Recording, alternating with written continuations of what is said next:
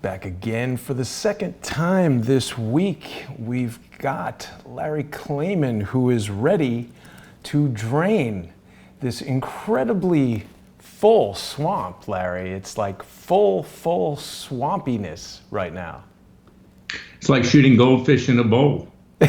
Alligators. It's like finding alligators in a swamp. You know, Larry, I did a movie in Louisiana in 2009, and they told me the most dangerous thing in the swamp is actually, well, the spiders, because you can't see them.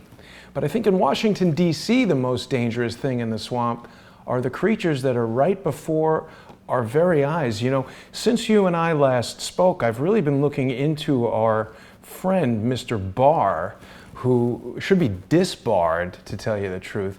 But it turns out that while he was the Attorney General under George H.W. Bush, Robert Mueller was the Assistant Attorney General, which I had confused with the Deputy Attorney General. But what exactly is the difference between the Assistant Attorney General, the Deputy Attorney General, and what should we expect the relationship between the Attorney General Barr and the Assistant Attorney General Mueller would be?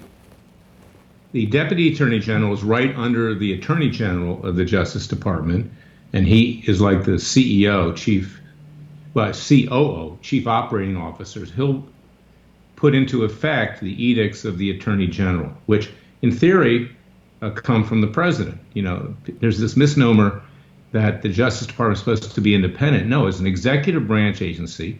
The Attorney General does serve at the pleasure of the President. The President is on top of the Justice Department, and the Attorney General works under him, and then you have the Deputy Attorney General. Now, the Assistant Attorney General, what William Barr was, is the head of the criminal division of the Justice Department. Mueller was, while Barr was the AG. Oh, I see. Yeah, I got it reversed. You're right. So anyway, they have a close relationship, close working relationship, so that's obviously a problem.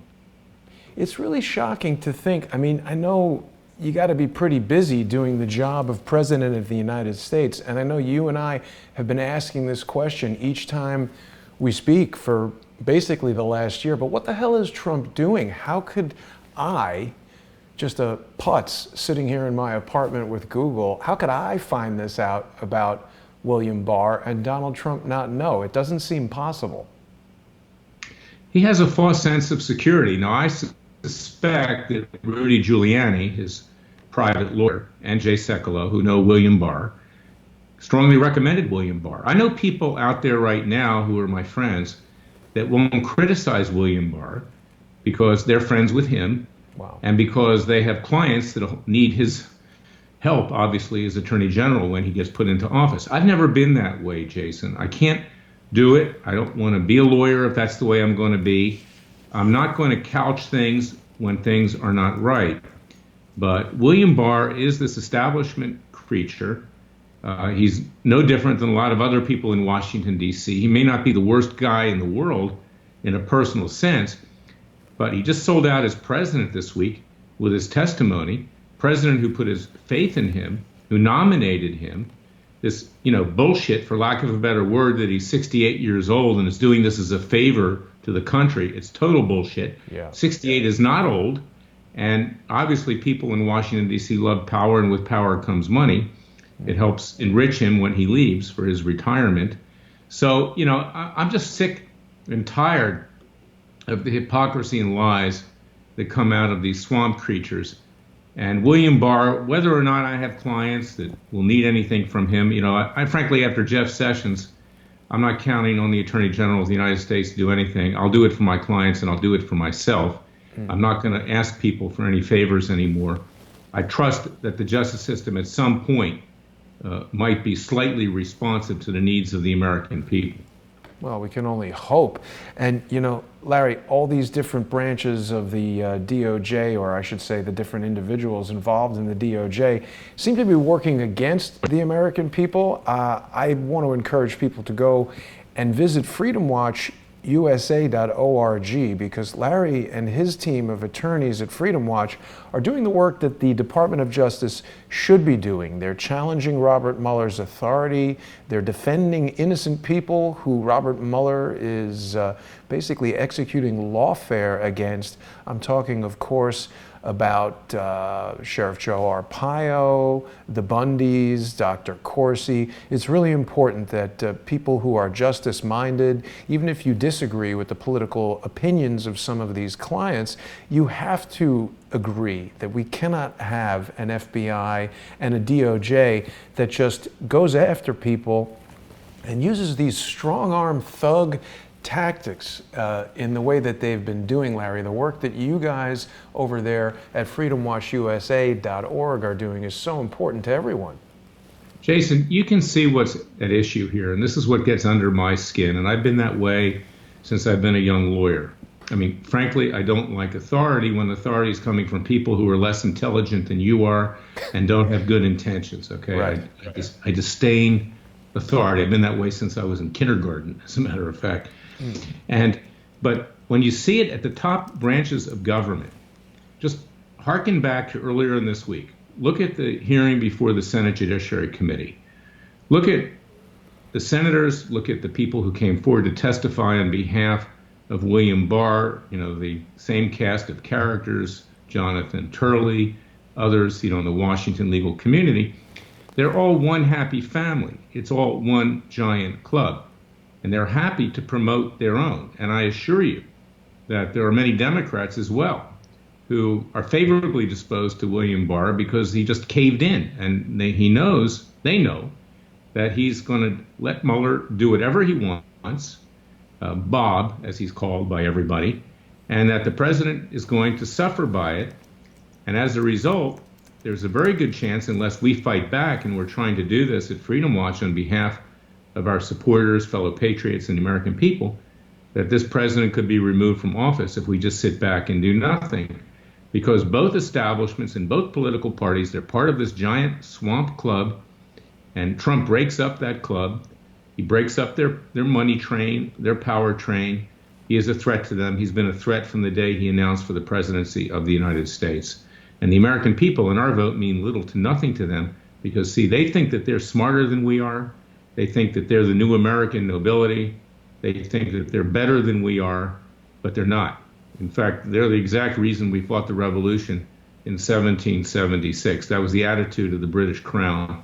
And we see it now. It's even worse, Jason, because these deep state swamp creatures of both political parties have tremendous power. They have surveillance powers of the intelligence agencies. They own the judges. The judges, by and large, are yes men, just as they were in the court of King James or King George III. There are vigilante groups out there, leftist groups, comprised of radical atheists, radical feminists, radical Muslims, radical pro-lesbian, gay rights, and transgender groups. All kinds of efforts out there to destabilize this country, either through violence or otherwise. Then you have the leftist media, the Washington Post, the Washington Times, the Huffington Post, BuzzFeed, that's just been debunked about the report that Michael Cohen said the president asked him to lie about building a Trump Tower in Moscow before Congress. And, of course, the social media companies. We are up against not just a tyrannical government, but a left that is trying to collude with that tyrannical government to seize control of this country from the vision of our founding fathers and what this country stood for in 1776 and for many years thereafter. And that's why, Jason, I wrote an article today for WorldNet Daily. It's going to be up at worldnetdaily.com. It probably already is. I'm putting it up at freedomwatchusa.org. I'm going to blast it out. I believe in a peaceful and legal revolution, but I also believe in the Second Amendment. And I believe that the American people, in light of all that's going on, need to be well armed only in self-defense, not to use it offensively, but to use it when all hell breaks loose. And all hell is about ready to break loose with what we're seeing these days. I guarantee it.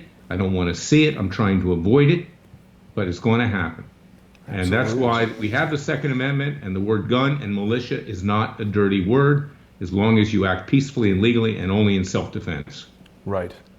And Larry, you know, we got a lot of things to talk about. The BuzzFeed article. It's amazing to me that BuzzFeed is still paid attention to as something that's anything other than total falsehoods. But there's this matter of the changing memos from Barr. He had this memo about, you know, it seemed like he was in favor of Donald Trump with the Mueller probe memo that they were worried was going to disqualify him. I'm feeling quite a bit like this entire confirmation hearing is a big charade to just sort of, I don't know, make it seem like this guy is pro-Trump and that they're going to fight bringing him in, and that when he gets in, they feel like, oh, they did this to help Trump, and then he's going to pounce and work with Mueller to destroy Trump.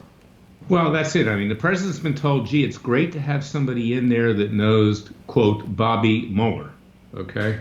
So you've got Big Bill Barr and Bob Mueller, two Billy Bobs, in effect, you know, joined at the hip, like Siamese twins. But, you know, it doesn't work that way in Washington. Not at all.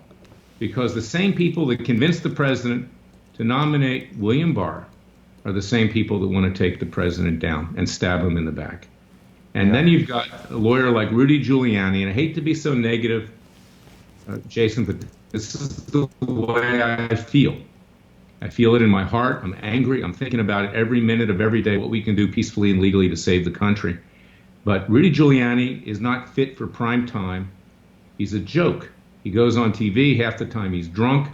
You know, just this week, you know, he said he didn't know who else in the campaign had colluded with Russia. What kind of a moron would say something like that when you're so-called a defender of the president? Yeah. So couple that with Billy Bob, okay, Rudy Giuliani, Jay Sekulow, who's a fine religious rights lawyer, is out of his league. The president is left defenseless with bad advice as he's trying to, you know, run the country and build a wall, save us from illegal immigrants coming across that are part of the Cali drug cartel and terrorists, as he's dealing with North Korea, Iran, and a host of other issues. And yet he thinks that because his attorney general is friends with Bob Mueller, that's going to get him off the hook. Forget it, because in the minds of the establishment in Washington, D.C., he is not just an outsider, but he's a cancer to them because he's destroying their power. He's destroying their money train.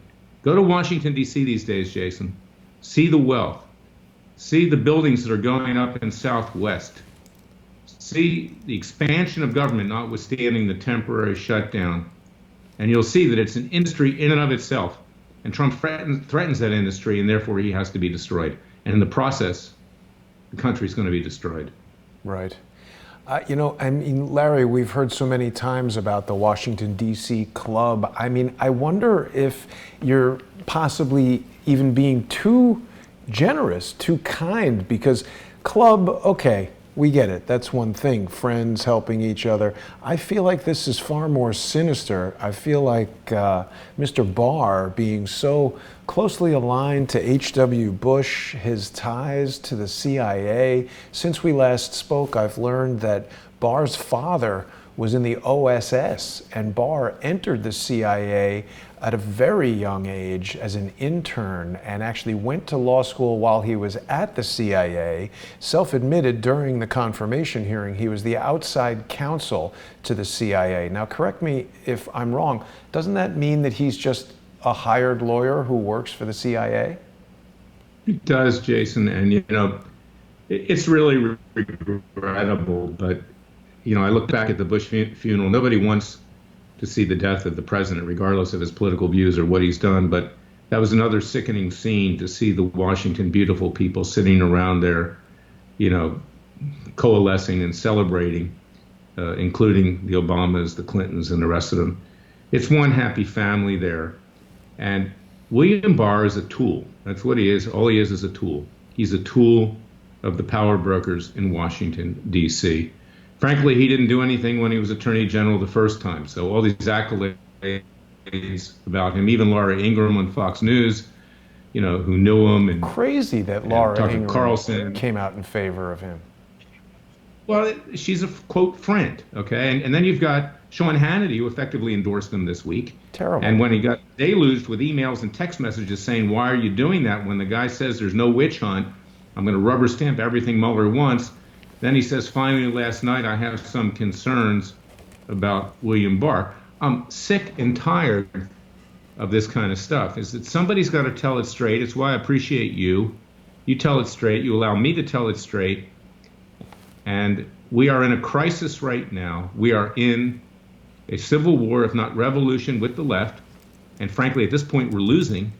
But it's only the first quarter. We got 3 more quarters to go. And we will prevail. I believe that God is on our side.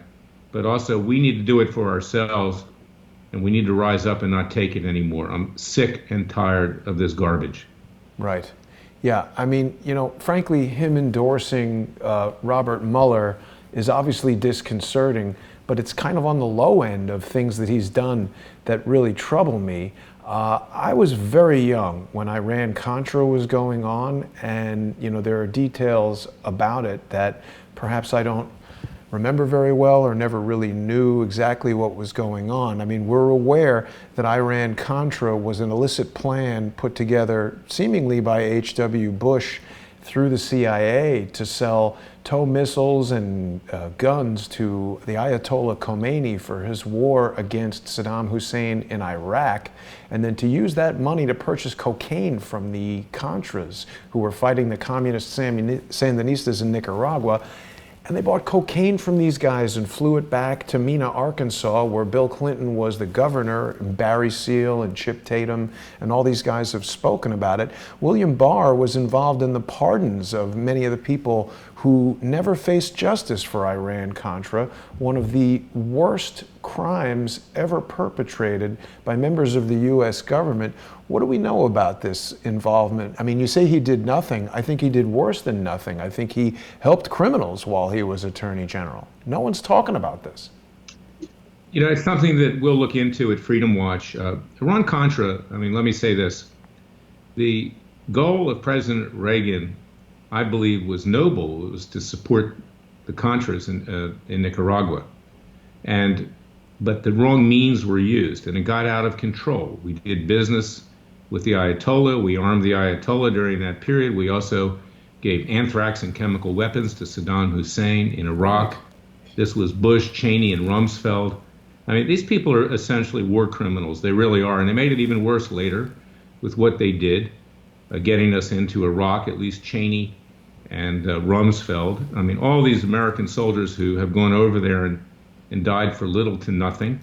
I don't believe that one American life is worth what went on over there. And this is something which is very, very serious. So, you see the president who was against this as well, President Trump.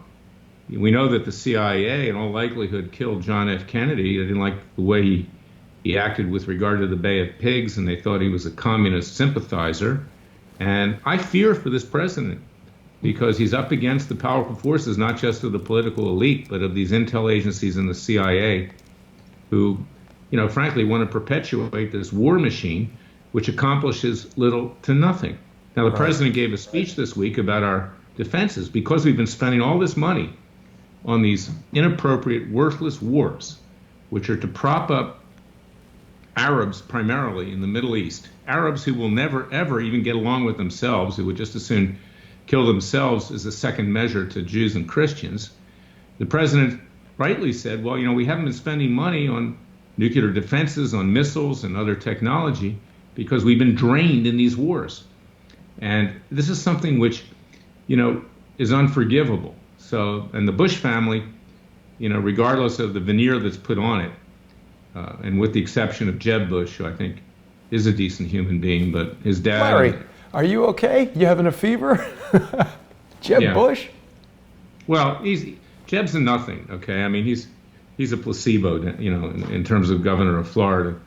But his dad, and I think was frankly evil, and I believe that W was so stupid he didn't know what was going on. Let me address some of the things that you've raised, because I think they're very important. And to me, Iran-Contra is something that the American people, we've never really seen this fully fleshed out. And I know that you are a big supporter of Ronald Reagan. Ronald Reagan's presidency, of course, is the first that I remember as a kid. And life in America was kind of fantastic when Ronald Reagan was the president. We had Rambo movies in the theaters. We had lots of prosperity here in the United States. And as an adult, I've come to the conclusion, my opinion, of course, that I think Ronald Reagan was essentially manipulated by George Bush and Dick Cheney and all of the neocons that we've seen, fill the executive branch after Reagan. I feel like Ronald Reagan was put in that position because he was an actor, and they tried to do the same thing to him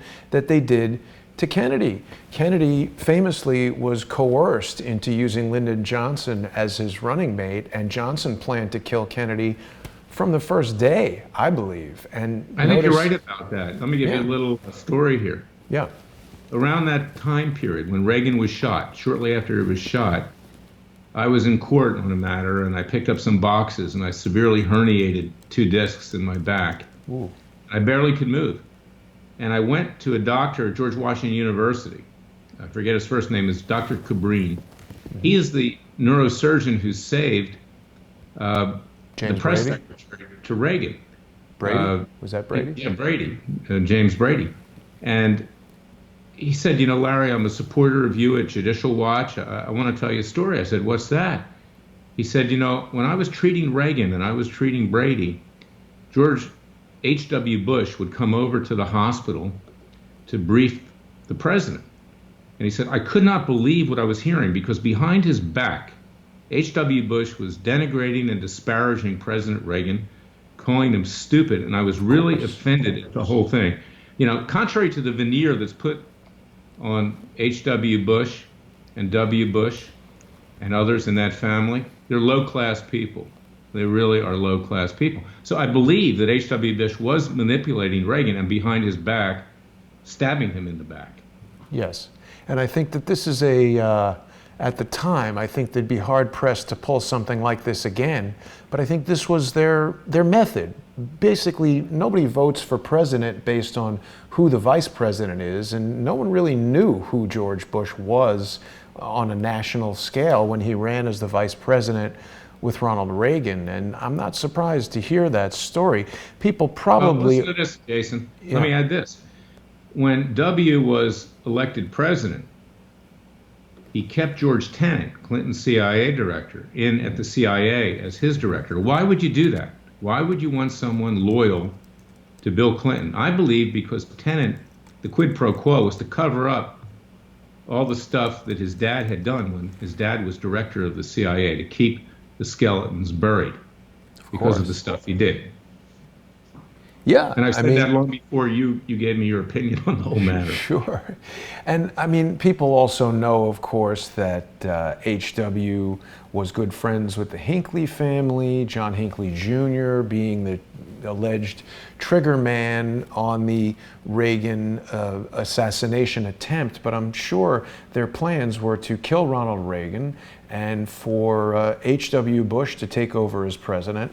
Not at all surprised to hear him disparaging Reagan. I think it's clear that he had no regard for Ronald Reagan whatsoever. And I think it's clear from Ronald Reagan's history as the president of the Screen Actors Guild and the governor of California, he was very, very anti-communist. As a matter of fact, a lot of that McCarthy-era communism, that witch hunting had a big impact on Hollywood. There were a lot of liberals in Hollywood who were communists, and Reagan was very, very against that. So I think he was against the communist Sandinistas, but I don't think he knew what they were doing with Iran-Contra, and I think they kept it that way, just like they're whispering behind his back. I believe that, but I do think that Reagan had a noble goal. I think Reagan was a nice man. He wanted to get rid of them. And let me tell you, Reagan, I think, was a lot smarter than H.W. Bush. He had great instincts. H.W. Bush thought he was smarter. The Bush family thinks they're smarter than everybody else. And, I remember in 2000, and I participated in the election fight, Gore v. Bush in Tallahassee, and was involved in that. Right. I wasn't trying to, as head of Judicial Watch, support any particular candidate. I just wanted to make sure that the person who the American people voted for actually won. In my heart, I wanted W to win because nothing could be worse than Al Gore after Clinton. It was lesser of evils. But I had little respect for W. I thought he was an idiot, frankly, and I still think that. I think you're right. But but I remember at that time, the whole dynamic. And, I was saying as head of Judicial Watch to the new Bush administration, W. Bush, to his Attorney General, Ashcroft, let's settle all the lawsuits that I have on behalf of the people whose FBI files were taken, who were the women that were trashed by Hillary Clinton that I wrote lawsuits for, Travelgate. I had a whole bunch of cases that the Justice Department was defending. And the Bush administration turned a blind eye to that. And it was no sooner than W was elected as confirmed by the Supreme Court with a phony decision, which they said never cite as precedent again, that they invited the Clintons to the White House. And Barbara Bush and George W. Bush sat down with the Clintons, and the Clintons became really chummy with the Bush family, and they became chummy with the dad later after that. And it was just one giant presidential club. And, I do believe, let me just say this, I think Jeb never did anything that was bad. He was a good governor of Florida.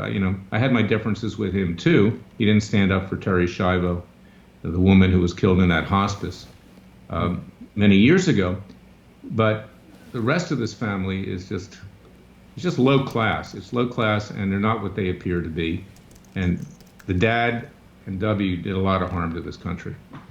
Larry, we've been really digging into this William Barr thing because I'm just finding it so disturbing, and we're finding so many things. Like, I don't know if you've seen this photograph of Bubba with Poppy H.W., and George Wallace here, but this certainly looks like a pretty young Bill Clinton, maybe in his 20s. Yeah, well, that's interesting, isn't it? Have you seen that before? I've never seen it, but they all suck up to who they have to suck up to. It's like I said, Jason, it's one giant club, left, right, center, whatever. It's one giant club. We're part of the American nobility. We rule the school. We decide what's best for the rest of the people.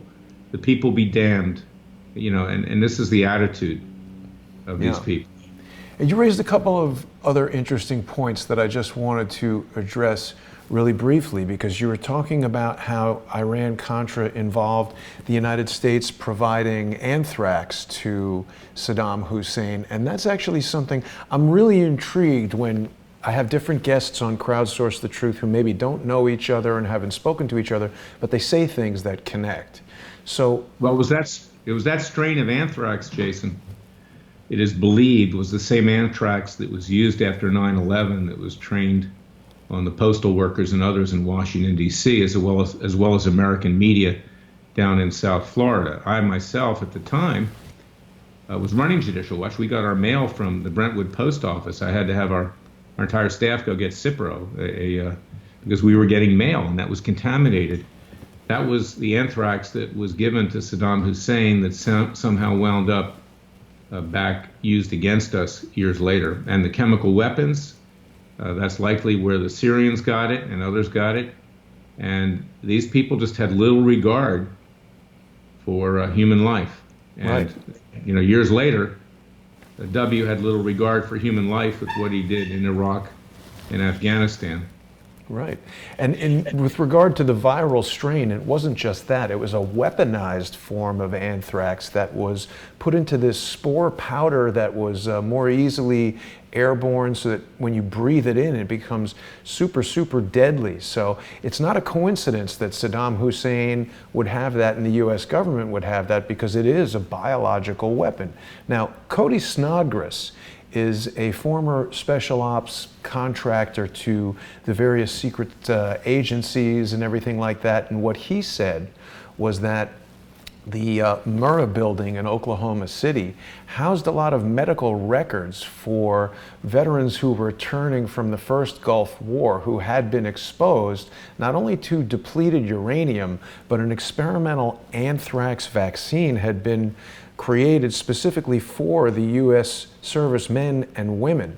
And their Gulf War syndrome is in part attributed to this anthrax vaccine that was given to them out of fear that Saddam Hussein might use the anthrax that was given to him, very likely by the same people that we're talking about. And according to Cody, the destruction of the Murrah building was a CIA operation to destroy the records and do away with all of the legal liability, because what happened was this illness was passed from the servicemen and women to their spouses and to their offspring, because it got into their DNA and the semen of the men and everything. So this was a really huge disaster. And the thing that I'm getting at is, what Donald Trump represents is a break from this Bush-Clinton-dominated past, and that's what these guys are so afraid of. Donald Trump surrounding himself with the likes of John Bolton and William Barr really frightens me.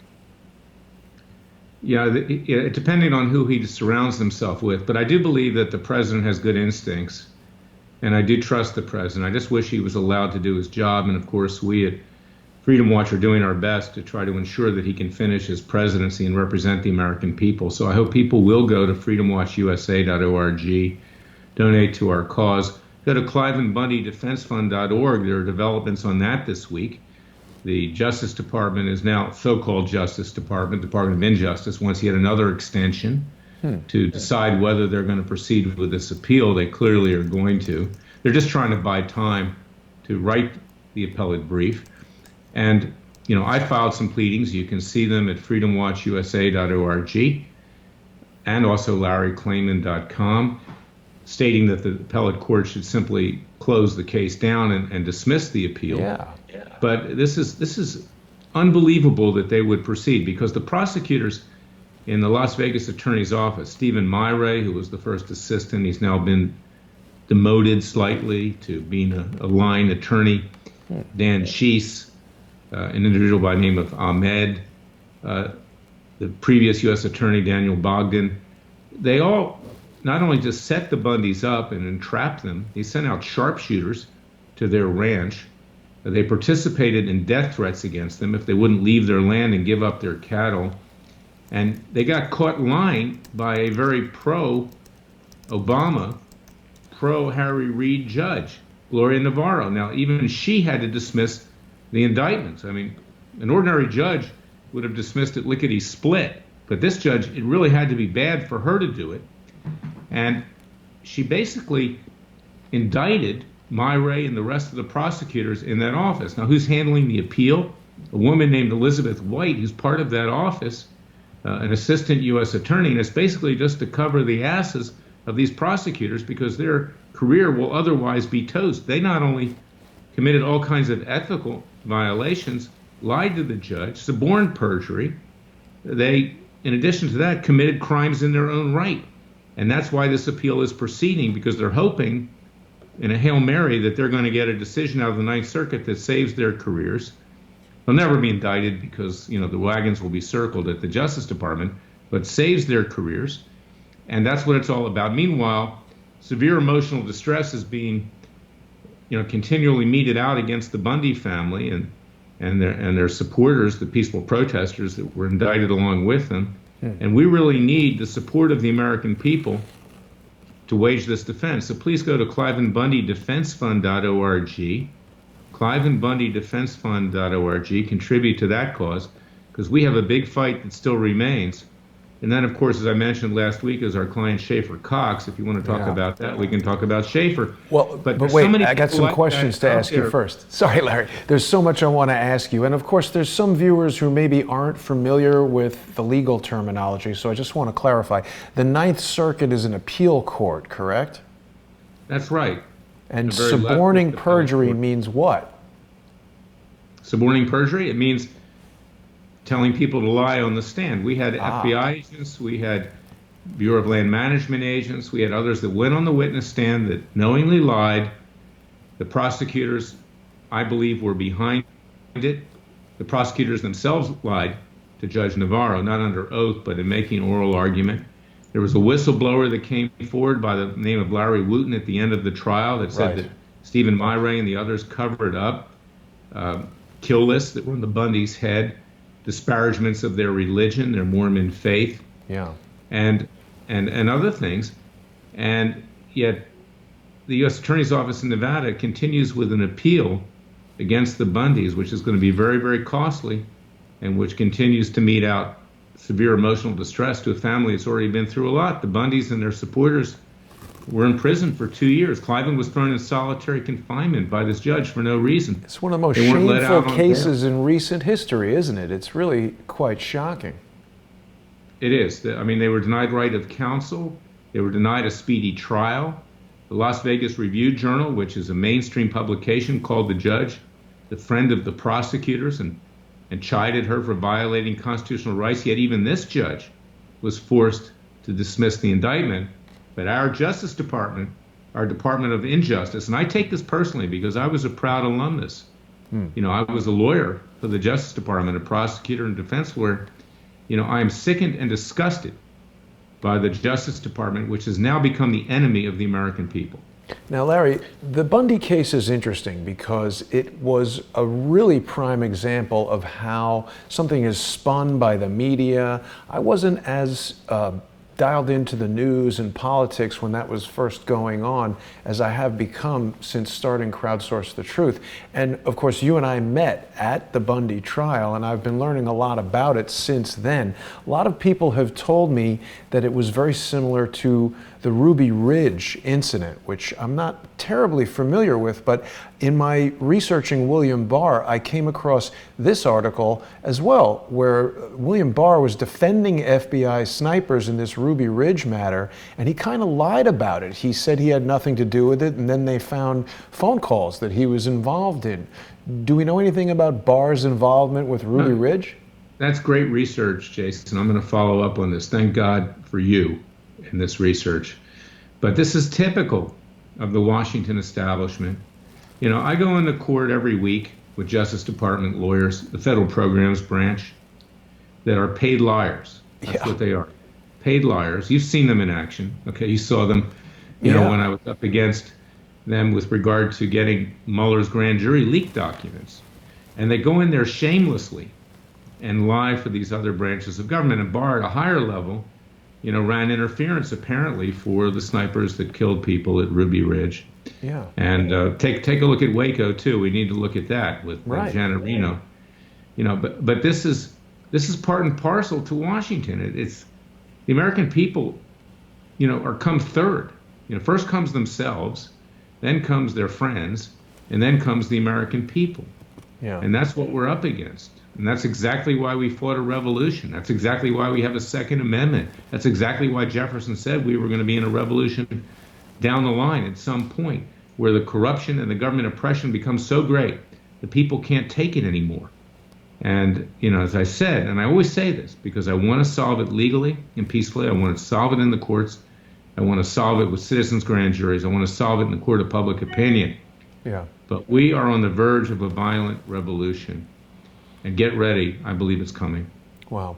Well, hopefully that can be avoided. And I definitely want to follow up with you on Schaefer Cox. I'm very interested in that case. But before we shift gears to Schaefer, I just wanted to ask you one more thing, because I know this is very relevant to a lot of the other cases that you're involved in right now. But this article on the ACLU website is talking about how William Barr helped build America's surveillance state, that he was writing the Patriot Act and doing all this stuff while he was working for H.W. Bush. I think everybody knows, it says right here, while serving in the George H.W. Bush administration, Barr helped develop what became a blueprint for the National Security Agency's mass phone surveillance program. In 1992, he and his then deputy, now this is wrong, I think it's his assistant, but it says then deputy Robert Mueller authorized the Drug Enforcement Administration to begin amassing phone call data in bulk. So, I mean, these guys are in a regular practice of just flouting the Constitution, spying on Americans, lying to the public, doing all kinds of things that are well outside the bounds of anything remotely resembling the law. I think that simply calling them members of a club is really understating the nefarious. I think these guys are the biggest criminals we've ever seen. These are the leaders of the most sophisticated criminal syndicate, the last remaining swamp creatures of the swampiest, murkiest, muddiest, scaliest, most disgusting swamp creatures known, and we haven't even gotten to Lanny Davis yet. You're right. It's a criminal enterprise, and you corrected me. It's a club. It's like a mafia club. It's mafioso. Right. It's a different kind of club. As Groucho Marx said, I wouldn't want to be a member that would have me as a member of the club. These people, are happy to be part of that club because they're better than the rest of us, quote unquote, and they get to tell us what to do. And I'm sorry, American people can't take it anymore. We're at the end. We're at the end. Yes, and so let's talk for a moment about Lanny Davis. Of course, he's a longtime adversary of yours. You've challenged him in court many, many times. He's now representing Michael Cohen, which is absolutely absurd. And we, yet again, get another totally basically fabricated story from BuzzFeed. They seem to have no problem publishing stories that are devoid of evidence. And earlier today, you were on Newsmax, I believe, talking about how some of these things are signature moves by Lanny Davis. What can you tell us about Lanny Davis and what's going on with Michael Cohen? I understand who Lanny Davis is. Lanny Davis is the former Yale Law School classmate of Bill and Hillary Clinton. Lanny Davis worked for the law firm of Patton, Boggs and Blow. Patton, Boggs and Blow, particularly Hale Boggs, specialized in raising money for candidates, legal bribery, and then calling the chits in once they're elected. This is the game in Washington, D.C. A very sleazy law firm. Ron Brown was a partner in that law firm, the old-time money raiser for the Democratic National Committee, later the Secretary of Commerce during the Clinton administration. Who died in a plane crash, just like Hale Boggs. And we can do a whole show on that one. And Lanny Davis was out there during the Clinton years when I was running Judicial Watch, when we were fighting the Clintons. He was all on TV. He would pretend that he was, open-minded, someone that you could reason with. Sean Hannity would have him on. Fox would have him on. CNN, MSNBC, the whole rest of them. But Lanny Davis is the slimiest, sleaziest lawyer that I ever came in contact with in Washington, D.C. He just reeks of sleaze. Now, what he did here was he got a hold of Michael Cohen, who's probably even dumber than George W. Bush, okay? And in reality, he manipulated him into cooperating with Mueller. He didn't even get him a good plea agreement, didn't even get him a cooperation agreement. He sold him down the river because he wants to use Michael Cohen to bring down President Trump, in favor of his Democratic friends. He's a Clinton loyalist. He's a close friend of Hillary and Bill Clinton. And Michael Cohen is just the innocent, quote unquote, obviously he's not innocent, stooge who's gone along with this. And this whole thing with BuzzFeed is really interesting and terrible in that BuzzFeed, apparently, because even Special Counsel Robert Mueller repudiated it today, came up with this false report that Michael Cohen was prepared to testify before the special counsel, before the grand jury, and presumably also Congress next month, that President Trump asked him to lie about his connections with Russia concerning a Trump Tower they wanted to build in Moscow. They asked him to lie in front of Congress when he testified there. Well, why is it, if Lanny Davis is the lawyer of Michael Cohen, that he allowed this lie to hang out there for at least 2 days? Lanny Davis previously admitted to lying about something else that Michael Cohen had said with the president in terms of the meeting at the Trump Tower. And then you ask yourself a bigger question. Why is it that the District of Columbia Bar Disciplinary Council is entertaining complaints against Kellyanne Conway, the counselor to the president, for stuff she said on Fox News, just for her statements? Why is it that people over there are likely entertaining complaints against Justice Kavanaugh, and I'm no fan of Kavanaugh, and a lot of other conservatives, but at the same time, they're not taking any action to discipline Lanny Davis, David Kendall, who destroyed evidence, and others? What I'm talking about here, and this is part of the club too, is that it's not just people on Capitol Hill, it's not just people at the Justice Department, It's not just people, in the media.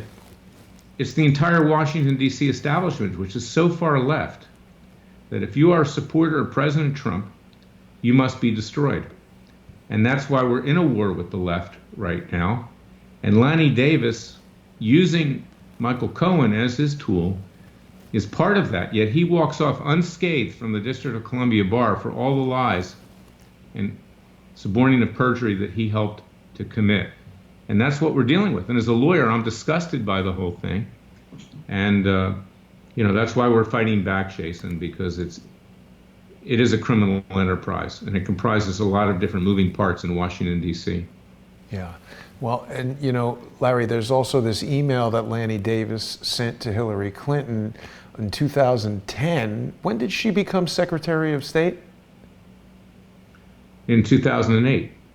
Right. Yeah, it was the quid pro quo to try to keep her quiet. Well, so she wouldn't run against. She says she wouldn't run against Obama in 2012, and a lot of people said, with some facetiousness, but I think with some reality, that if she was second in line to Barack Obama, that his life expectancy might not be too great. So he didn't name her as vice presidential candidate. Right. I mean, the thing I'm getting at is, Larry, of course, as a lawyer, he should know that his friend, or whatever it is that Hillary Clinton is, as Secretary of State, should not be emailing with him. He's another guy who's here in WikiLeaks with all these emails, and he's asking her for favors. I mean, as you're saying, Lanny Davis is implicated all over the place in all kinds of wrongdoing. The fact that Michael Cohen, I just don't believe that Michael Cohen would choose him. This is the second craziest choice of lawyers after Michael Flynn choosing Eric Holder's law firm. It doesn't seem like they could be choosing these. I feel like someone is forcing them to take these lawyers. Is that possible? It is. People are recommending them, and they're selling them down the river, like I said. But, in Washington, D.C., because you have this club or criminal enterprise, because everybody's so cozy, because it's so close-knit, that people think that these lawyers will actually represent them. And they won't. And they're representing their own interests and the interests of their political benefactors. Right. And mistakes were made. And Michael Cohen's not the brightest guy in the world. He went to some law school, and law school doesn't make you smart. You're no smarter if you went to Yale than if you went to where I went, Emory Law School, which, is a good law school. But, he went to a law school nobody even heard of. I mean, he probably had to pay to get in there. I mean, it's law school the guy's from a the moron. Back of a Cracker Jacks box. Yeah, so it's easy to manipulate him, and he was been manipulated, and although he's not worthy of much sympathy, the guy has been sold down the river by Lanny Davis and the rest. Do we know anything about this photo of him returning to his Manhattan apartment today after having been in the hospital? I mean, the Daily Mail is trying to spin it as something nefarious happened. On Drudge Report, this was reported as Michael Cohen returning to his home with a black eye, making it seem like he'd been beaten up, but his representatives say it was scheduled shoulder surgery. Well, who knows? Maybe he owes the mafia money. He probably borrowed from them, too. Maybe they paid him back. I don't know.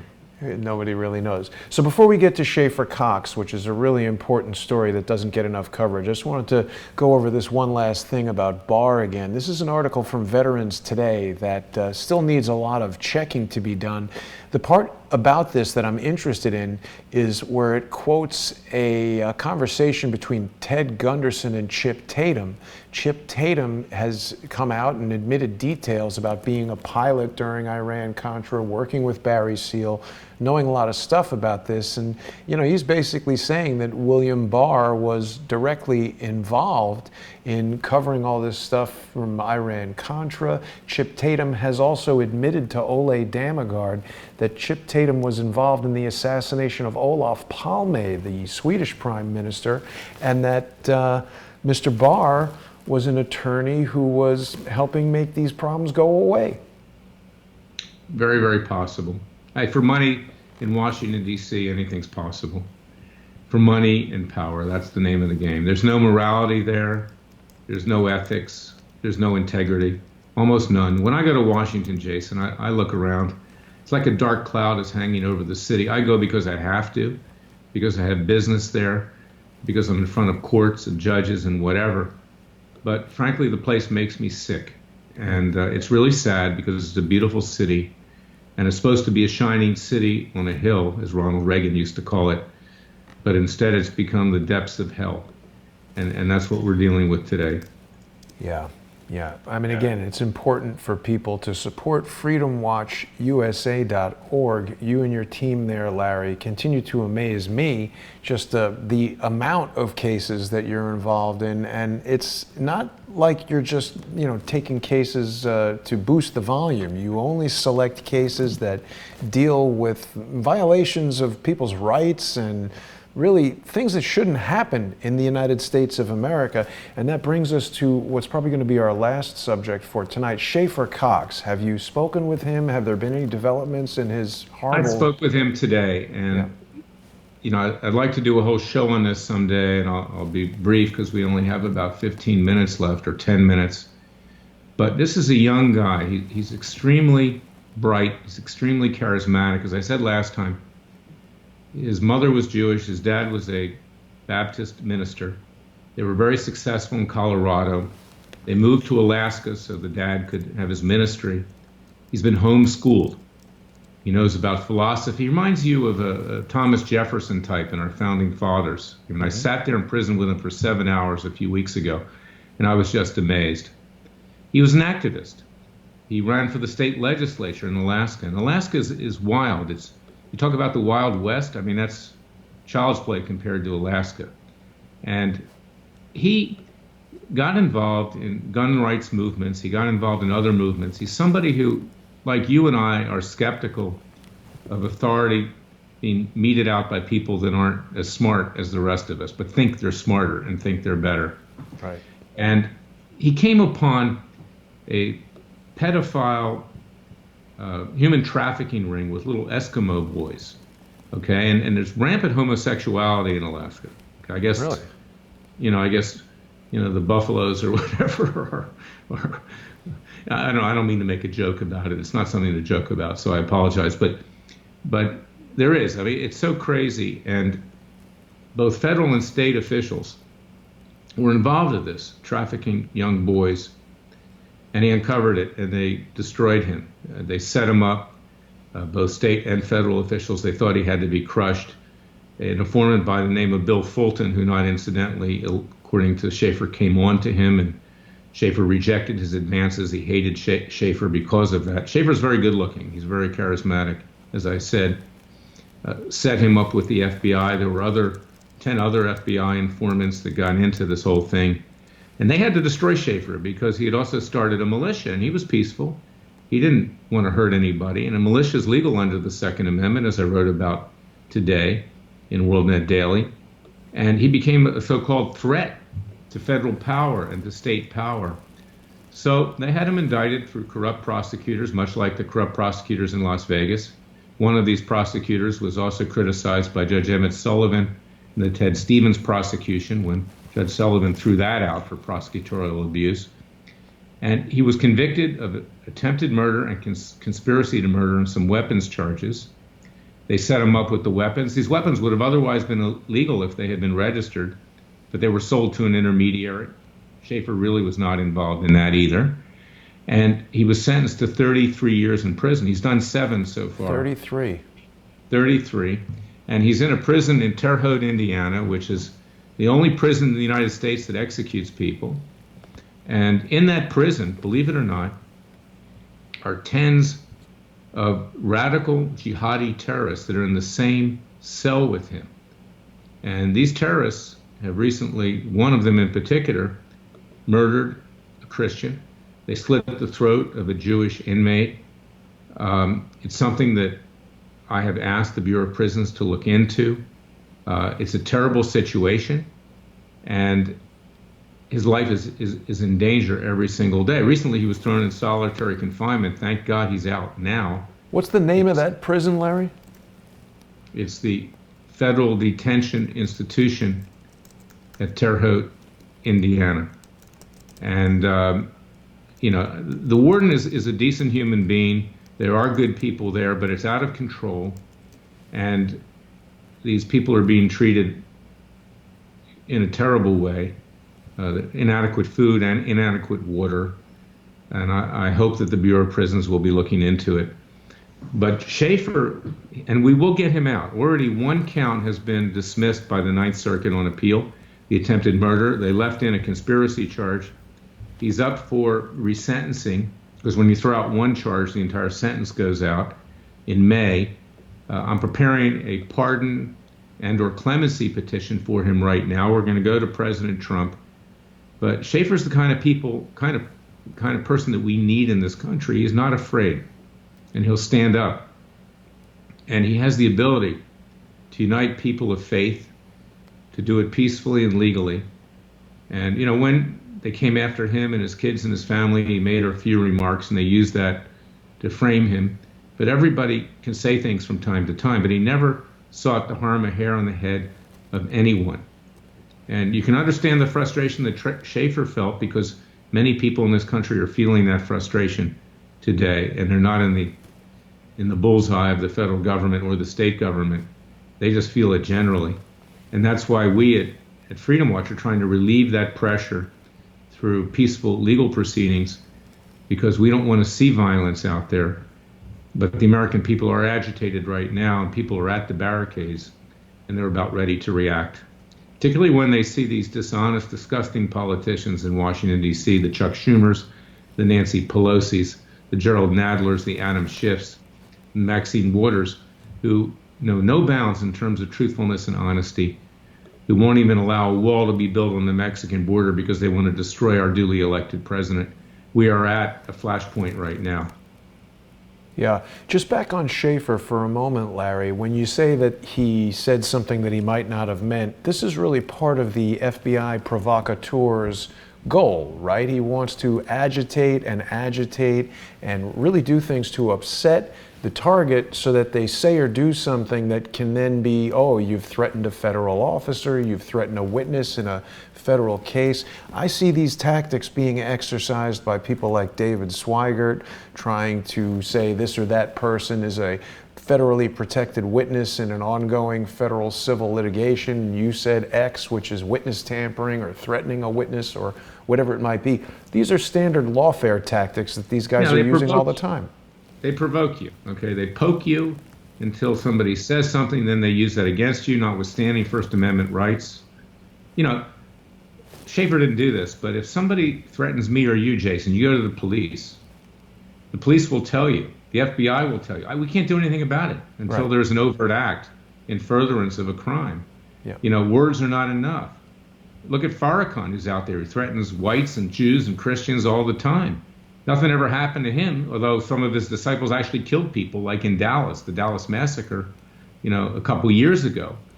But yet, if someone like Schaefer does it, okay, a white guy who does it, a white guy who is a threat, who doesn't have the protection of being a minority in today's world, and I believe in equal rights for everybody, so I'm not suggesting that whites deserve more rights than any other minority, but they'll throw the book at him because he's vulnerable. And that's the reality. That's the reality of the world we live in. Larry, provocateurs came here to this apartment building, showed my home address on a video live stream. The same provocateur just days later instructed people to attack Jason Goodman. I told the NYPD and the New York FBI office, and they've done nothing. So, well, let me give you another example, Jason, okay? Off the point, we only have about a minute. Steve King, Congressman Steve King, who had his committeeships taken away by the Republican leadership. Steve King is not a racist. I've known him for a long time. Maybe he said something in an artful way, and maybe he's reacting like a lot of people in this country are reacting. But the Republican Party destroyed this patriot, and the leftist media is happy to do it too, and that is the world we live in today. And in a more extreme example, you have a Schaefer Cox who's doing 33 years. Because he was inartful in the way he expressed himself and was set up by the federal government because he uncovered a pedophilia, human trafficking, Eskimo child scheme in Alaska. And they were making a lot of money on this, these federal and state officials, corruptly. Right. They were obviously desperate to cover that. Go to freeschaefercox.com, freeschaefercox.com. Read about it, donate to his legal defense fund. Schaefer Cox is a hero, and one day he will be out of prison, I hope soon.